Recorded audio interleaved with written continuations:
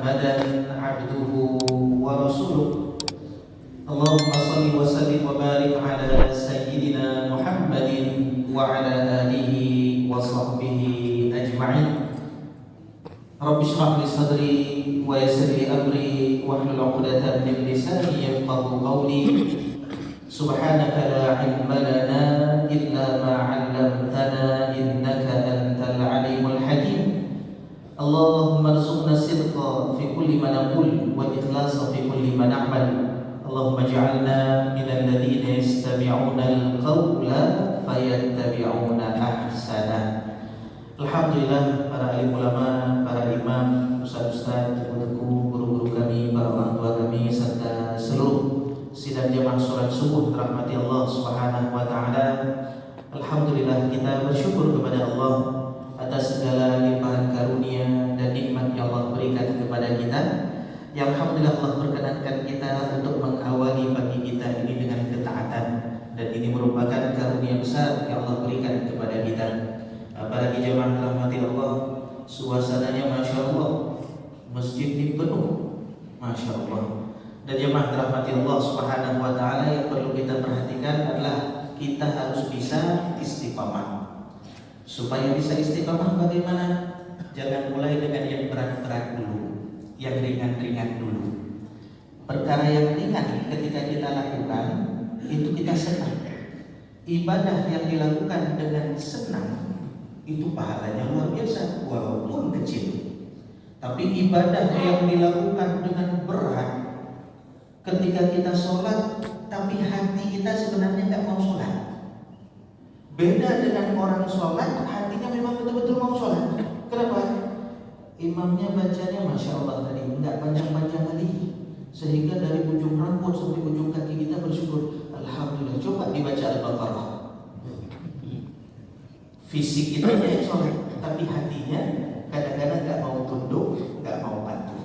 Maka jemaah rahmati Allah harus bisa istiqamah. Mudah-mudahan Allah berikan selalu kepada kita kekuatan untuk bisa menunaikan ketaatan kepada Allah Subhanahu wa ta'ala. Amin ya rabbal alamin. Salawat berikan salam senantiasa tercurahkan kepada junjungan kita baginda Nabi besar Muhammad sallallahu alaihi wasallam, para keluarga dan sahabat-sahabatnya yang telah memperjuangkan agama ini, membawa kita menuju keselamatan dunia dan akhirat. Sidang jemaah dirahmati Allah Subhanahu wa taala, alhamdulillah kembali Allah pertemukan kita pada pagi hari ini. Mudah-mudahan pertemuan kita ini mendatangkan ridha daripada Allah Subhanahu wa taala dan menjadi pertemuan yang betul-betul kita banggakan nanti di hari kiamat kelak. Amin ya rabbal alamin. Jemaah rahmati Allah Subhanahu wa taala, semalam ketika saya membaca cari bahan-bahan untuk berceramah, ada sebuah artikel yang ditulis oleh Dr. Alam Rajab dari sebuah media online yang ada di Imarat, di Emirat. Beliau menyebutkan ketika duduk-duduk di dalam bis, ada tulisan di bisnya, al-ihsas nikmah, bisa merasakan, ada rasa, itu adalah nikmat. Rasa itu nikmat. Dan di antara nikmat yang terbesar adalah diberikan oleh Allah kemampuan kepada kita untuk bisa merasa. Dan uniknya jemaah rahmati Allah, rasa ini gak tergantung dengan benda. Bisa jadi orang naik mobil mewah, tapi rasanya nggak seperti mobil mewah. Bisa jadi orang yang duduk di becak, kita di mobil, di kendaraan, lihat orang di becak kita sayang, susah kali hidupnya, berat kali hidupnya. Tapi apa yang terjadi? Allah berikan rasa kepada mereka betul-betul indah, bahagia, bisa ketawa, bisa senyum, bahkan makan di atas beca. Kadang-kadang kita iri, kita di atas mobil, tapi rasanya betul-betul susah. Ada orang yang tinggal di istana besar, di rumah besar, tapi diberikan rasa oleh Allah kan nyaman. Akhirnya lebih nyaman di luar rumah daripada di dalam rumah. Ada orang yang kontraknya pun kecil, tapi diberikan rasa oleh Allah Subhanahu wa taala dengan nyaman, dengan nikmat, dengan kebahagiaan. Apa yang terjadi? Walaupun rumahnya 4x4 misalnya, tapi ketika diberikan yang namanya rasa tadi, maka betul-betul nikmat. Kalau kita lihat rumahnya Rasulullah berapa? Tapi apa yang terjadi? Diberikan kepada baginda Rasulullah rasa, sehingga apa? Rumah beliau rasa surga. Ini rasa ini yang mahal. Kita kalau udah nggak punya rasa, ibarat mayat yang berjalan. Ketika dicubit nggak sakit lagi. Ketika punya mata nggak bisa rasa melihat juga ada. Ketika punya telinga, tapi telinganya kita nggak bisa mendengar. Ketika punya mulut, tapi mulut kita ini nggak bisa berbicara. Teringat kisah Imam Al-Ghazali rahimahullah taala yang membuat beliau kembali kepada Allah Subhanahu wa taala. Beliau keilmuannya luar biasa. Bahkan ketika itu beliau menantang orang-orang yang punya ilmu untuk berdebat, untuk menunjukkan betapa kuatnya keilmuan yang beliau punya. Ada orang yang pintar didatangi di debat, kalah. Ada orang yang pintar didatangi di debat, kalah. Betul-betul merasa hebat ketika mampu mengalahkan banyak orang. Allah puji beliau. Bagaimana dipuji? Yaitu dicabutlah kemampuan untuk bisa berbicara. Lidah punya, mulut punya, sempurna semuanya, tapi dicabut oleh Allah sehingga ketika berbicara orang tak faham. Ketika berbicara, apa yang terjadi? Seakan-akan sudah mengungkapkan semuanya, tapi orang-orang mendengar tak tahu apa-apa. Disebutkan ini penyakit katanya, dibuat lidah beliau keluh sehingga susah berbicara. Ibarat ada orang yang kena sakit stroke misalnya, ngomongnya seperti kumur-kumur. Dia ngomong banyak, sudah dia ngomong, tapi apa yang terjadi? Orang yang mendengar tak pernah paham apa yang dia katakan. Maka ketika itu baru tahu rupanya kita ini bukan siapa-siapa. Baru tahu kita ini bukan apa-apa. Kalau Allah tak memberikan rasa tersebut kepada kita, maka kita ibarat mayat yang berjalan. Maka jemaah rahmati Allah, Allah satu-satunya yang mampu untuk memberikan rasa tersebut kepada kita. Maka apa yang mesti kita lakukan? Bergantunglah kepada Allah Subhanahu wa taala, jangan bergantung kepada makhluk. Kalau kita bergantung kepada Allah, apapun keadaan kita, Allah mampu bahagiakan kita dengan benda ataupun tanpa benda. Dan hanya Allah yang mampu untuk menanamkan kebahagiaan tersebut, baik dengan benda ataupun tanpa benda. Makanya di dalam jemaah tabligh ini nafi dan isbat ini, yaitu selalu dikatakan, diulang-ulang, Allah kuasa, makhluk tidak kuasa. Dan ada satu bab di dalam kitab Riyadhus Shalihin yang memberitahukan kepada kita keberuntungan orang-orang yang diberikan rasa ini oleh Allah Subhanahu wa taala. Nama babnya bab yaitu al-qanaah, merasa cukup, ridha dengan apapun yang Allah berikan. Wal afaf, menjaga kehormatan diri dengan tidak meminta-minta. Wal afaf, wal iktisad, yaitu sederhana fil ma'isyah, dalam hidup sederhana, wal infak, dalam berinfak pun sederhana, dan tidak meminta-minta pada perkara-perkara yang memang enggak darurat. Di dalam hadis tersebut ada 16 hadis. Di antara hadisnya ada hadis yang singkat yang diriwayatkan oleh Abdullah bin Amr bin As radhiyallahu anhu, yang didokumentasikan oleh Imam Muslim dalam kitab Sahihnya. Apa kata Rasulullah? Rasulullah sallallahu alaihi wasallam bersabda, "Qad aflaha man aslam." Sungguh sudah beruntung orang yang sudah Islam. Karena memang Islam ini harganya mahal, jemaah. rahmatullah. Dunia ini Allah kasih kepada orang yang disukai oleh Allah dan orang yang dibenci. Semua dikasih dunia. Mau dia beriman dikasih dunia, mau dia kafir dikasih juga dunia. Tapi Allah nggak kasih akhirat kecuali bagi yang dicintai. Siapa yang dicintai Allah? Yaitu mereka yang menyerahkan dirinya kepada Allah, mengaku tiada Tuhan selain Allah dan Nabi Muhammad adalah utusannya, yaitu orang yang beriman. Maka akhirat tidak dikasih oleh Allah kebaikannya kecuali bagi mereka yang beriman. Maka hadis ini dibuka oleh Rasulullah dengan kata-katanya, beruntung telah menang orang yang sudah Islam. Dan orang ketika masuk ke dalam Islam, Masya Allah, banyak betul fasilitas-fasilitas yang Allah berikan kepada dia. Banyak betul keberkahan-keberkahan yang Allah berikan kepada orang yang sudah Islam ini. Bagaimana keadaan orang yang sudah beriman kepada Allah ini? Semuanya dijadikan kebaikan oleh Allah Subhanahu wa Ta'ala. Senangnya jadi pahala, susahnya pun jadi pahala. Kita kalau yang senang kadang-kadang kita nggak terpikir, ini yang susah. Rasulullah menyebutkan, ma yusibul mu'min, tidak ada satupun perkara yang menimpa orang beriman, min wasab wala nasab, dari rasa sakit. Siapa yang tak pernah sakit? Wala nasab, capek, penat, lelah. Siapa yang tak pernah lelah? Dunia ini betul-betul capek, melelahkan.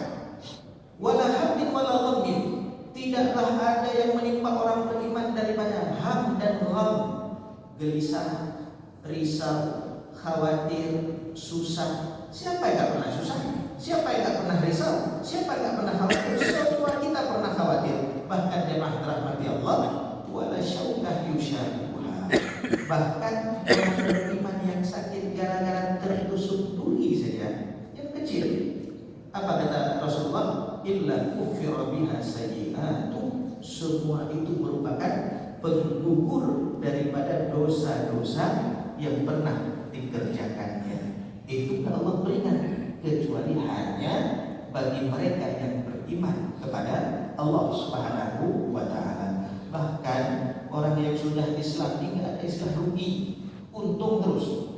Kayak kita orang Islam untung terus. Dan mau ketabrak nggak jadi ketabrak, untung cuma mobil saja. Nyawa hidup, alhamdulillah. Jadi untuk orang Islam pun nggak ada rugi, untung terus. Rasulullah pernah menyebutkan tentang para petani yang gagal panen. Ini petani tawakalnya luar biasa. Udah dirawat benihnya, ditanam, ditungguin, disirami, dijaga, itu capek. Tapi hasil nggak bisa dia tentukan, hasil tetap daripada Allah Subhanahu wa Ta'ala. Apa yang terjadi? Hasilnya tersebut dimakan sama makhluk Allah yang lain. Maka gagal panen. Apa kata Rasulullah? Ma min muslim yaghrisu gharsan aw yazra'u zar'an, tidaklah ada orang muslim yang menanam tanaman atau menanam pepohonan. Fayaqula minhu insan, rupanya udah dia tanam, bukan dia yang panen, dipanen sama orang lain. Udah tanam mangga, pohon kelengkeng, capek dia salok, datang orang habis. Kemudian insan atau dimakan oleh burung. Capek ditanam padi, tiba-tiba datang hama, datang burung, habis padi tersebut. 3 bulan dia tunggu. Kemudian dimakan oleh bahimah, binatang ternak. Apa kata Allah? Semua yang dikeluarkan tersebut illa kana lahu bihi shadaqah. Maka semua yang hilang tersebut hakikatnya tidak hilang. Tapi bagaimana? Allah jadikan yang hilang tersebut sebagai sedekah baginya. Jadi di akhirat nanti takjub, kayaknya saya tidak pernah sedekah. Tapi apa yang terjadi? Semua kerugian yang pernah ada bagi orang yang beriman, kalau dia yakin bersabar kepada Allah, maka tidak ada istilah rugi, semuanya untung. Itu orang beriman. Maka kita kadang-kadang merasa rugi karena dibohongin orang. Gak apa-apa, sebentar cuma, nanti di akhirat disempurnakan. Oh kita rugi, ditipu sama orang, rugi, dibuat sama, tenang, gak lama.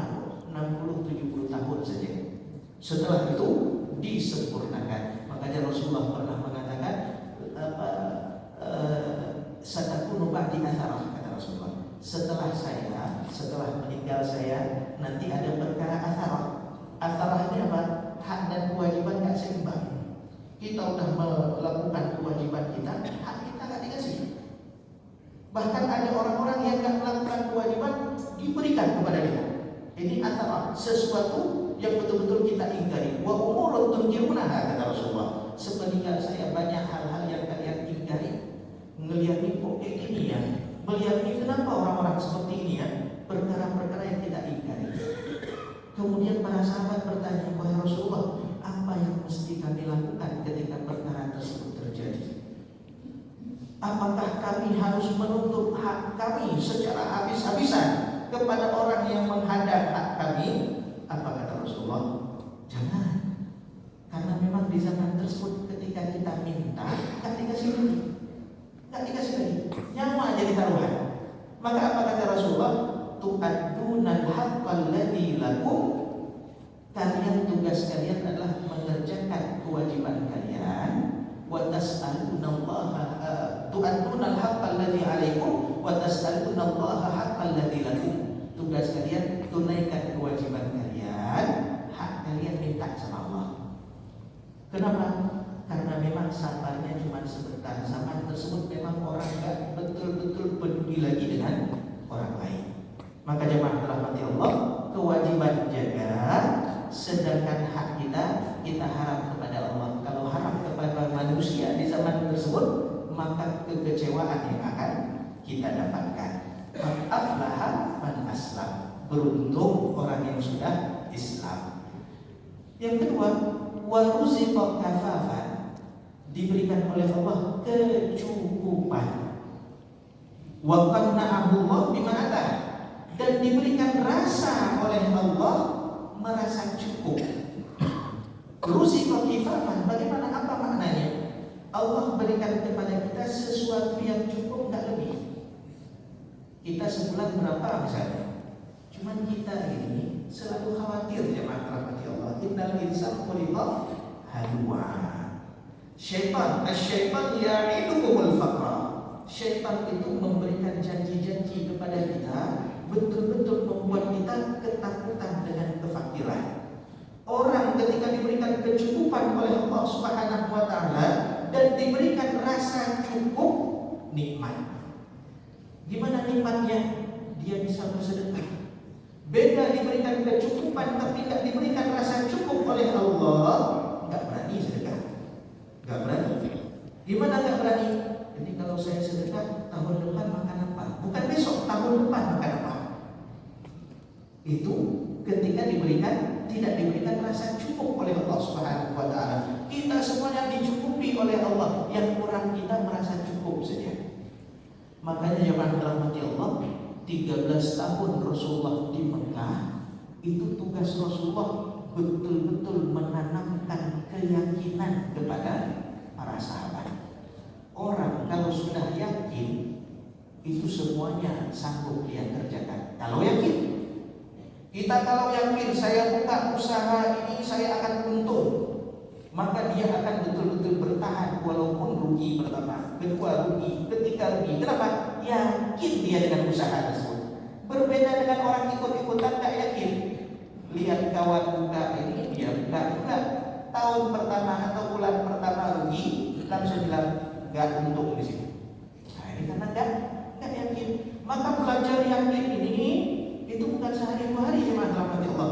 Berhari-hari itu untuk belajar yakin. Makanya setelah 13 tahun dididik iman oleh Rasulullah kepada para sahabat yang ada di Mekah, ketika diperintahkan untuk hijrah, nggak ada satupun mereka yang berpikiran nanti rumah saya siapa yang pakai, nanti kebun saya itu kalau saya tinggalkan diambil orang bagaimana. Mereka betul-betul yakin sanggup untuk berhijrah, meninggalkan semua yang mereka punya di Mekah, cuma membawa bekal perjalanan saja ke Madinah. Yakinnya kuat betul.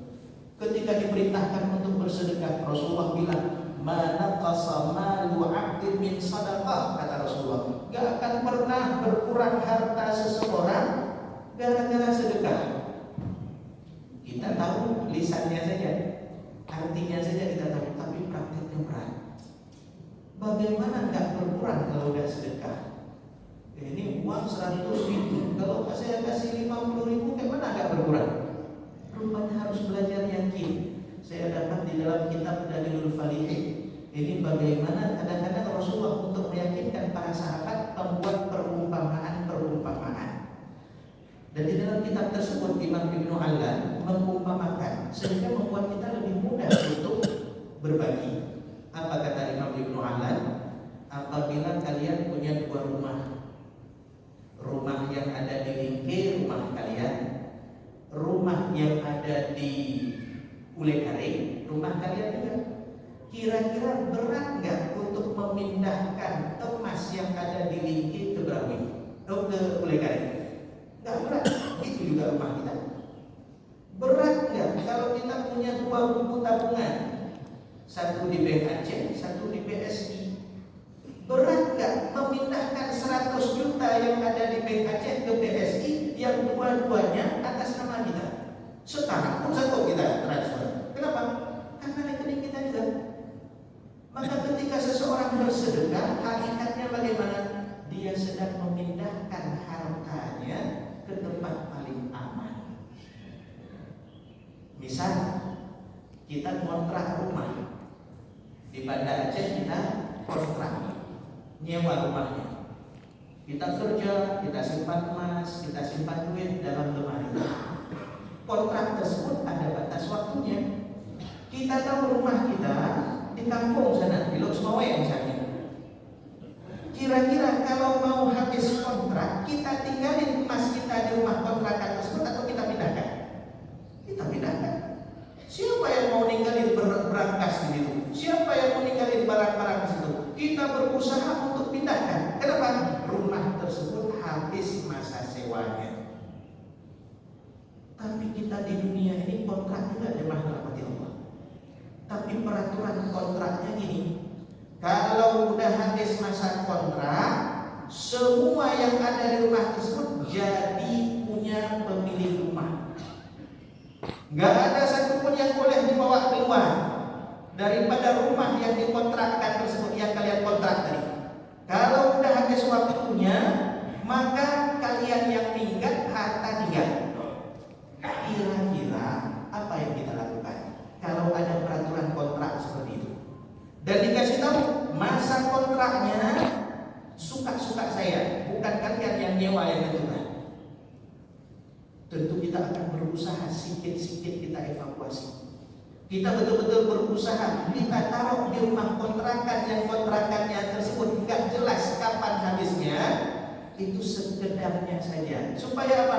Ketika kita dipindahkan ke tempat tinggal asli kita, di situ nggak banyak lagi uang yang tinggal. Begitu juga dengan dunia. Maka kalau kita habis-habisan di dunia, kerja masuk ke bank, kerja masukin ke family, simpan, nggak pernah nikmatin, belum sempat nikmati.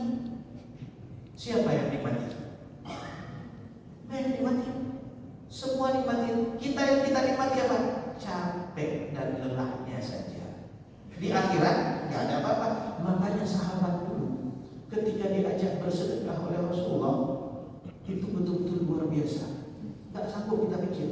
Abu Bakar ketika diajak bersedekah oleh Rasulullah, kok sanggup memberikan seluruh hartanya tuh, kok sanggup? Ini kan gila orang. Kok sanggup? Ketika ditanya semua hartanya dibawa. Apa yang kau tinggalkan untuk keluarga? Saya tinggalkan kepada mereka Allah dan Rasulnya. Itu gak mungkin keluar dari lisan kecuali dengan keimanan yang betul-betul sempurna. Saya tinggalkan kepada mereka Allah dan Rasulnya. Mereka betul-betul tenang ketika berada di sisi Allah, di sisi Rasulnya. Maka rasa ini itu cuma Allah saja yang mampu untuk memberikan. Kenapa kita sanggup keluar rumah pagi-pagi buta kita keluar rumah untuk datang ke hadapan Allah, untuk menunaikan perintah Allah? Allah berikan rasa kepada kita. Kalau rasa ini gak ada lagi jemaah rahmati Allah, gak enak hidup di dunia. Coba bayangin ada tetangga yang sakit, kita gak terasa. Kawan kita, saudara kita di Palestina dihabisi, dibantai, kita gak punya rasa, gak punya rasa kita.